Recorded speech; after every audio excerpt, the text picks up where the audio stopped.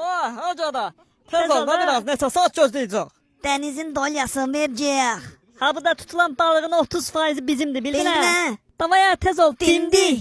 Kış değil. Ha bir de bu tilovu götürüp seni...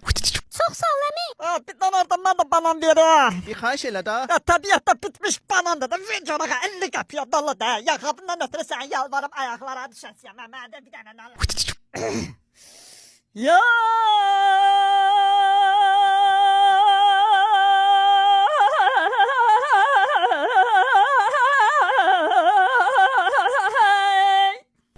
Bütün günü dostlarla çayxanada otur, futbola get, gəz, toz, dolan, dincəl, nə qədər istəyirsən. Mənsə bütün gün evdə yemək bişir, qabları yu, evləri sil, evləri süpür, paltarları yu, paltarları ütülə.